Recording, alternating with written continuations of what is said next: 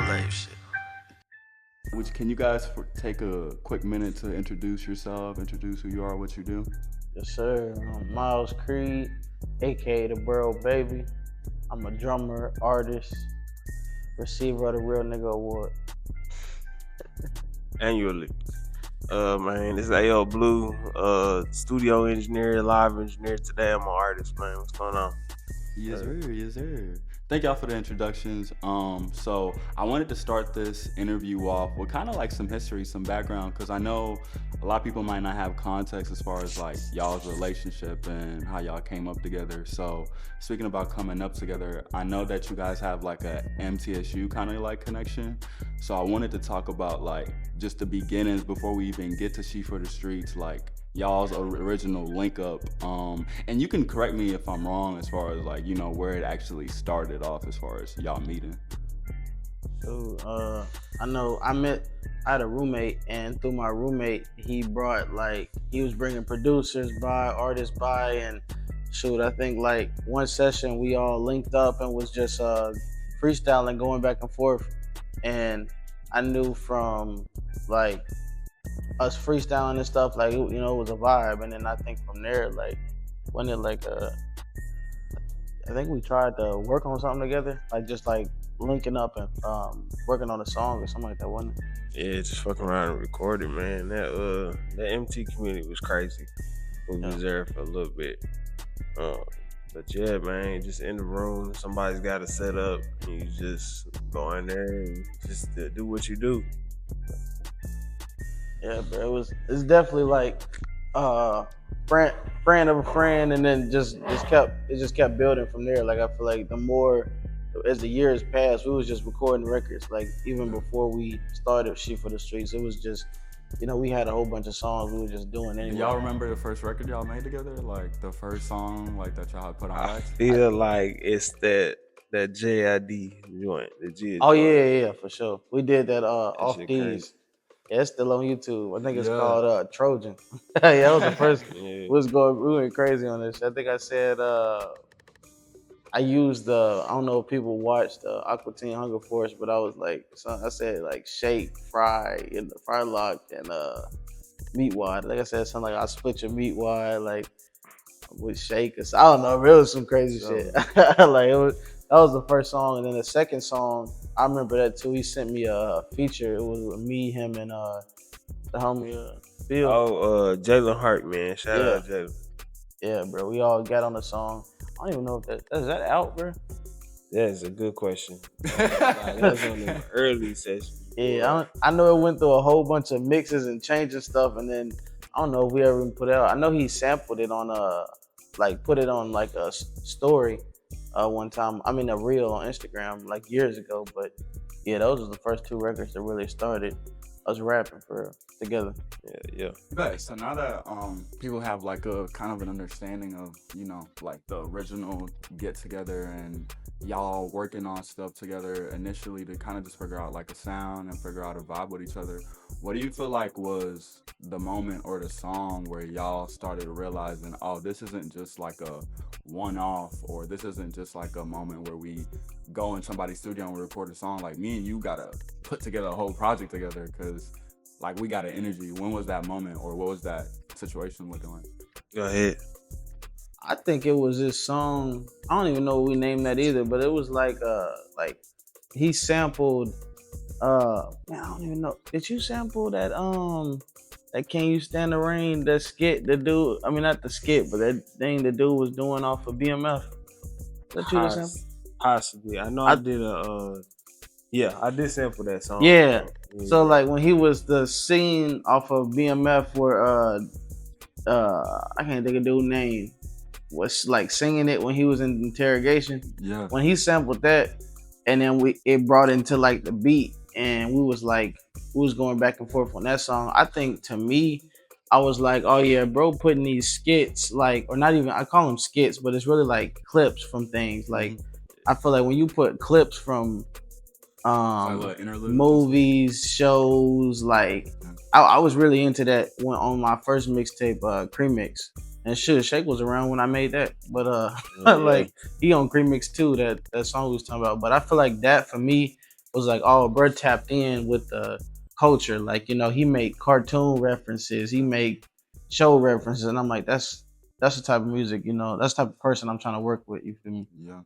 What about you? Yeah, man. Shit that people can relate to, especially if you fuck with the type of shit we fuck with. And like, boy, going back and forth. You said it. That's really what it was right there. When it's like, okay, it's one thing where you can, you know, hop on a song and then somebody else hop on it after you, but we just back and forth, back and forth, and back and forth. And like after a few of those, I think either you or I started saying we need to go ahead and Yeah, lock in for a Drop the taste. tape. Or, yeah. The streets need it. Yeah. So yeah, speaking about the title, like "She for the Streets," bro. Like, how do you? Because that's like a very like culturally significant title, and what I mean by that is like right now, especially with like dating and just like people, there's like a lot. That title is really provocative, and so like when I think of that title, I think about a certain like thing. But when y'all think about "She for the Streets," why was like that like, oh, that's the name of the project, like. What was the like kind of breakdown or reasoning behind it? I think we found the common ground between the two types of music we make for real, cause he be on some player shit. You know what I'm saying? Like in the music, I come on talking about some street shit or some hustling. Really, I make music for the hustlers. So you know what I'm saying? You got the streets, you got the player side of it. We gonna put it together because either I'm not gonna say we make two different genres because they go well together, but that'd be that middle point. And if it's like, hey, what you said the other day? He's like, hey, somebody done had you know what I'm saying, "She for the Streets" before. Yeah, for sure. That's what I'm saying. Everybody done had a shorty they didn't try to tame.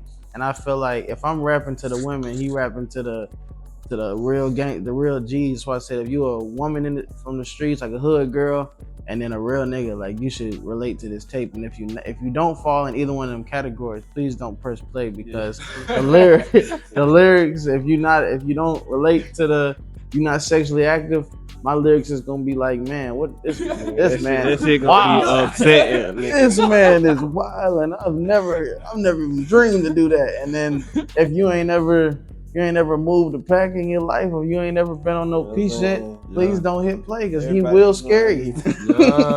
No, everybody ain't gonna understand what I'm talking about. I appreciate y'all saying like, because you know we live in a time where people are trying to be palatable to like everyone, like especially musicians. Is like, oh, I'm trying to get everybody to listen. So I appreciate y'all being like, nah, if you're not this type of person, don't press play on me. Yeah, man, it's just not. This project is not E rated. It's not rated for everyone. It's rated P for the players and the P women. You did. You ain't pushing P. Don't push play. Nah, man, I'm agreeing right there with him. Yeah. Don't click on it if it ain't for you. Click on it.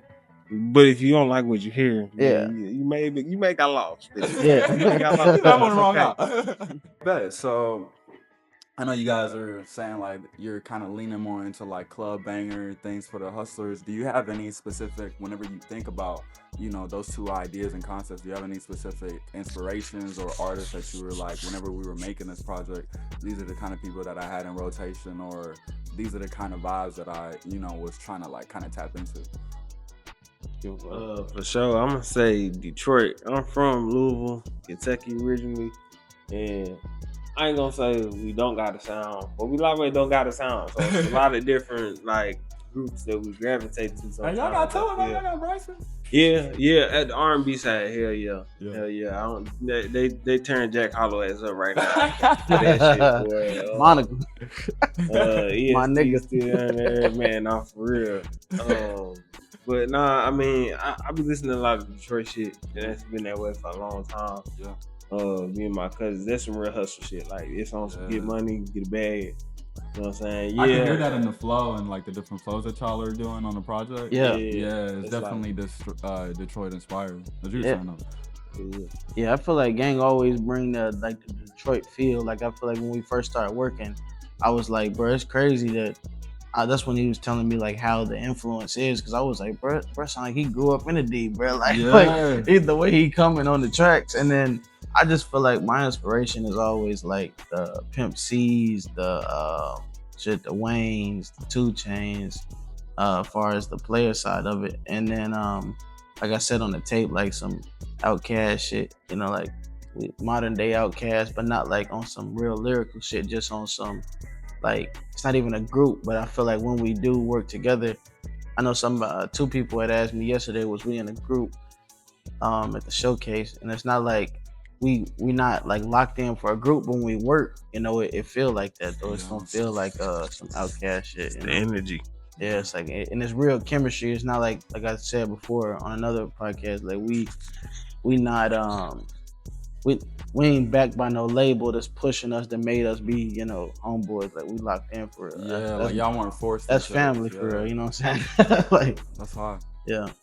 Nah, I can appreciate that, bro, and I think that's gonna transition really well live as far as like y'all, the genuine bond and the genuine energy. Have y'all been thinking about that as far as this album specifically, or how do y'all look at it? Is it a mixtape or album? Oh, mixtape. Okay, so as far as this mixtape specifically, how are y'all looking into transitioning into like the live performances? Are you thinking maybe doing some drums, or what are you thinking of doing, Shay? Like, and man, when it comes to the chemistry, man, they gonna see it. You know what I'm saying? Cause this even like to the amount of time that's been put into just working on our craft and us both being a part of that process in each other's walks. So hell yeah, they gonna see that shit on stage. I know there's some stuff like my solo songs and probably his too, where he could do some drumming. I mean, we might even at some points add instruments in there too. Yeah, add some more, like a full band to like back the tracks and stuff. Like just because it is like some it's some stuff on there, like some layers that we could add, drums, sax, all them different instruments, and just perform it live. Like even doing like your muse sessions, stuff y'all get, like us being able to perform and do that'll be another level to it. But that'll be fun. Yeah, I think that'll be dope, especially on that type of with the Detroit sound and being able to bring the drum live instruments to it. It's gonna be next level. This usually, like, this kind of question usually is like very like deep. So like, don't take it like you have to answer it like, oh, I want SHE4THESTREETS to be the next To Pimp a Butterfly. Like, yeah, like you don't gotta take it that seriously. But I do want to ask, like, when people press play on this project, what do you want the experience for them to be? Like, what are you hoping they receive from this project? For me, I hope that they experience the blend. Like, they don't listen for just Blue, or they don't just listen for just, Miles. They listen for the combined songs. And then when they listen to the solo records, I pray that, they genuinely enjoy the project as a whole. And then they go back to the songs that they like, but they don't just skip around like, oh, I don't know Miles, I'm just gonna listen. You know what I'm saying? Or, I don't know. So I feel like I want it to be, anytime I collab with somebody, I want it to bring our fan bases together, so we growing. So they expect another SHE4THESTREETS in the future.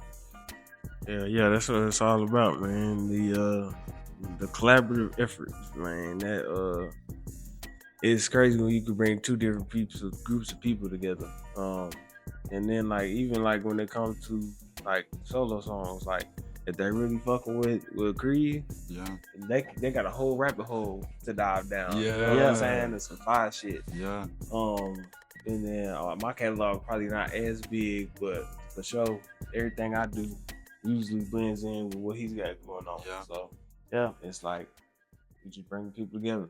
But no, this has been great, y'all. I'm really excited for the people to, kind of their reactions and their feedback on the project. Do y'all have any kind of last words before we sign out? You could say that as well as, just your socials and how people can reach you and find you.